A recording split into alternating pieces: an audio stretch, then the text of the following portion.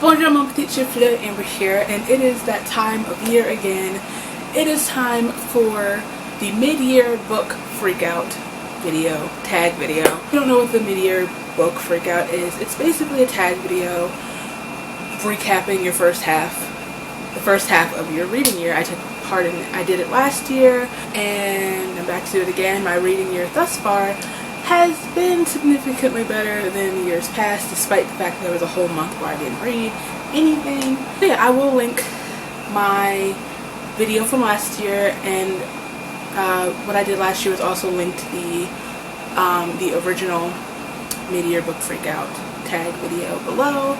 If you are interested in either of those videos, I'm very sorry about the air in the background. It's 9,000 degrees outside. Oh, I don't have all of the books like physically present right now, but I will edit in the book covers when I get to them. So this year, as far as my Goodreads reading goal, my goal, which usually is to read 50 books. As of today, I finished my 25th book of the year, so I'm exactly halfway through my reading goal. And I know to some people that's not a lot of books, but to me that is a lot of books, especially considering the fact that there was a good chunk of time where I wasn't reading anything, and I just had like several smaller reading slumpy bouts. Anyway, I'm going to stop babbling and I'm going to get into this. So the first question is the best book you've read so far in 2019.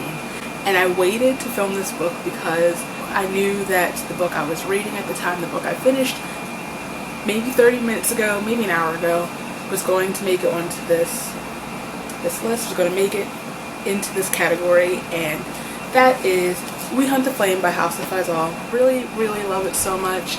I met Hafsa the other day. She's great.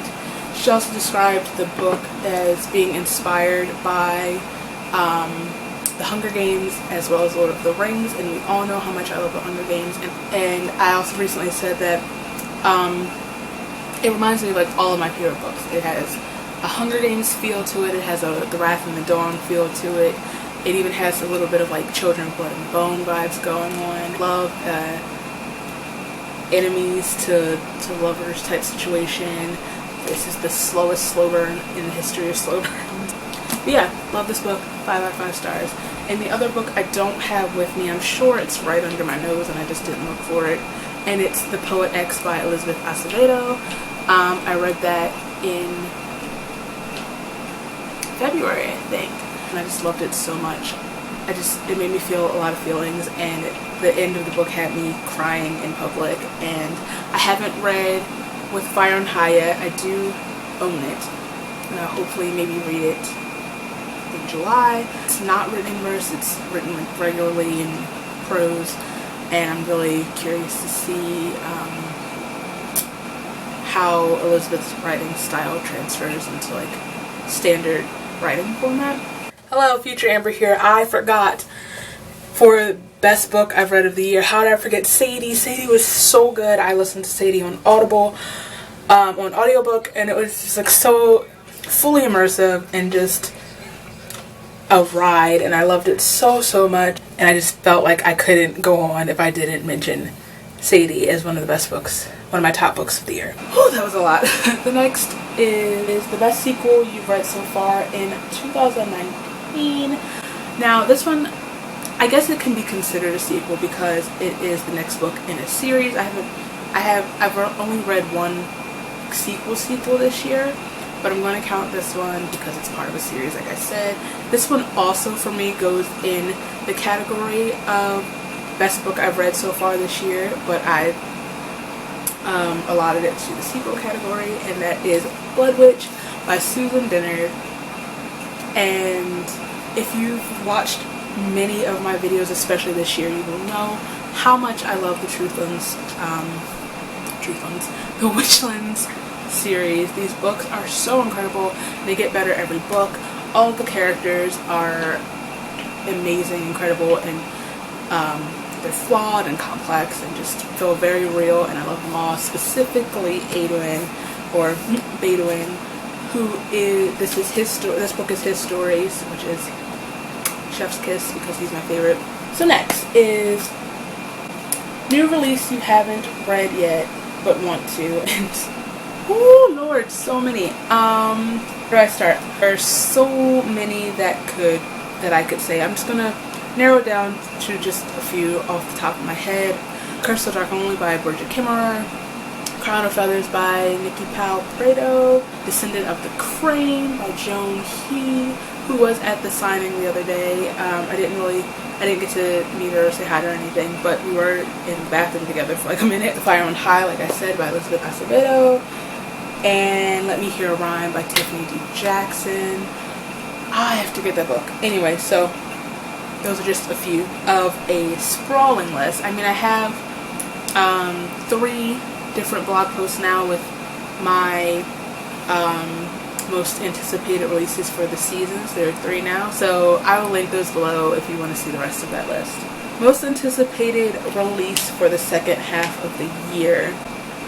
Once again, so many are on the blog post that I just posted, which has my July through September anticipated releases. But the top 4 that I'm going with right now: Children of Virtue and Vengeance, Virtue and Vengeance, I believe this is called, which is the sequel to Children of Blood and Bone by Tomi Adeyemi. One day I'll figure out the title of this book. Kingdom of Souls, which sounds so good. Beautiful, which is Renee Attia's new vampire book that's coming out. Thank you. And Wild Savage Stars, which is the sequel to Sweet Black Waves, which was one of my favorite books of last year. So next we have biggest disappointment so far, and I read some pretty good books this year, so that was kind of hard, but the 2 that I can think of right now are 48 by Donna Hosey. It was an easy read, it was a quick read, and wasn't terrible. I just was expecting a lot more from it. This is another one that I have a blog review of, so you can really understand why this was kind of a letdown for me.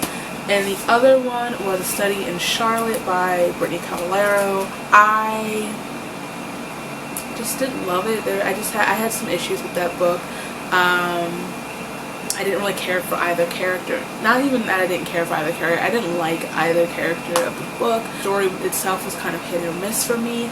I do wonder if part of my issue with it was because when I was reading it, 1, I was not in the country, and 2, I was sick, so I wonder if that had to do with like me not really being able to appreciate it. So maybe one day I will reread it, because I am curious to know where the story goes, because a lot of people love the books, but we'll see. The next category is biggest surprise, and I really don't have a book written down for that. Because like I said, a lot of the books that I have read so far and loved were books that I already figured that I would love. So I'm going to skip that one and go straight to favorite new author, whether it's a debut author or a author that is new to you. And both authors that I am mentioning coincide with my 2 top books of the year. So Hafsa Faizal, who is the author of We Hunt the Flame, and Elizabeth Acevedo, who is the author of The Poet X and We Hunt the Flame. With the Fire, can you tell what's on my mind right now? With the Fire on High. Love both of their writing. I think they're both crazy talented. Like I said, I met Hafsa the other day. She's great. She's lovely. I haven't met Elizabeth yet. I was supposed to meet her at BookCon, but we're not going to talk about that right now. Okay. Next is my favorite questions, categories, whatever you want to call it. And it's newest fictional crush. Oh Lord. Where to start? Okay. The first one I'm going to mention is not a new fictional crush to me, but I don't think I mentioned him last year when I did this, and because the newest book in this series is his book, I am going to mention Adwin from Blood Witch, or from the Witchlands, our favorite Blood Witch. I love him. He is a very complex character. He is a very brooding, broken boy, but he's a soft boy on the inside, and I love him a lot. And also, possibly because I just finished the book, but everybody in this book. First and foremost, Dean. Oh, what a precious, pure human being. I'm not going to get into it. Like I said, Dean, Nasir, and Altair, and also just them together. I love.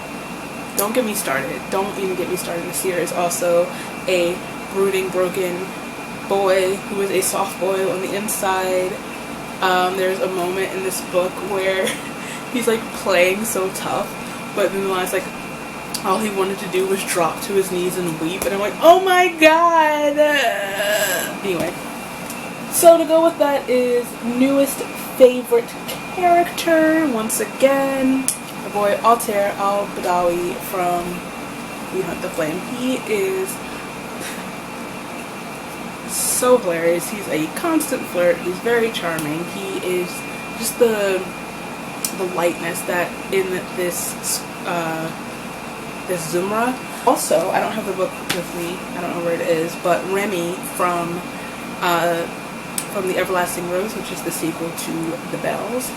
He is our big protective teddy bear, and like I told Danielle, if she ever hurts him or tries to hurt him, I will protect him with my life. Okay. Next, a book that made you cry. Basically every book that I've ever read in my life.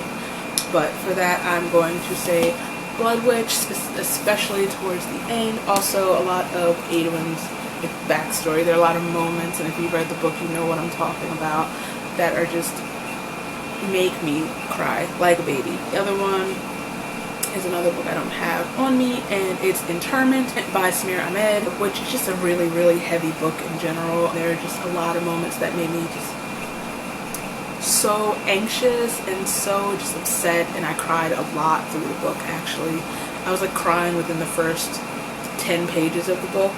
And then on the flip side of that coin, that was weird, a book that made you happy. And I don't really read a lot of happy books or books that will make me do anything but either stress, scream, cry, or just throw things. But I do have one I can think of, and that's actually On the Come Up by Angie Thomas. While this book does deal with some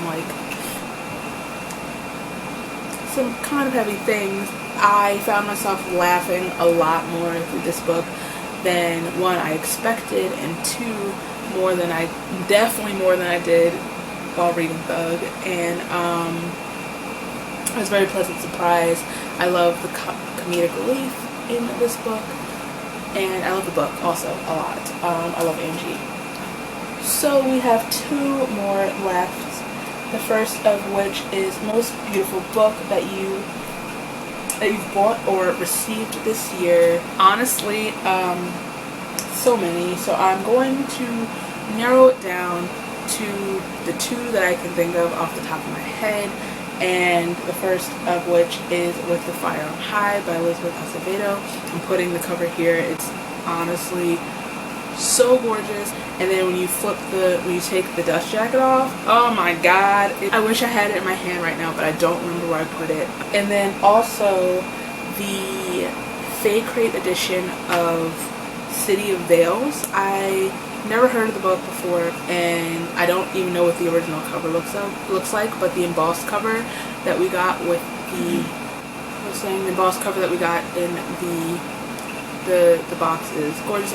Oh, also, as far as it's not like pretty, but like it's a very striking cover, and it's what essentially brought my attention to the book. But definitely also be Interment. It's a very strong cover. I love it so much. And last is, what books do you need to read by the end of the year? Honestly, that's another unending list. Finale by Stephanie Garber. I was meant to read that this month, but I've read 2 books this month, which is the finale. Obviously, it's the final book in the Caraval series. this year I'd like to read Monday's Not Coming. I'd like to read it before reading Let Me Hear a Rhyme. I want to finish reading the Stalking Jack the Ripper series, even though I didn't love the first book. I want to understand the hype. I want to finish the Three Dark Crowns series. I have to read the third one before the final one comes out in September. So many books. Oh my goodness. Okay, so that about covers everything. Those are all the questions for this tag. Yeah, so far I have been enjoying the reading that I've done, and I just hope that the rest of this year doesn't do me dirty. So thank you for watching this video. If you like it, please give it a thumbs up. If you like me, feel free to subscribe. All my places are down here so you can follow me, and I'll follow you back, and I will see you soon.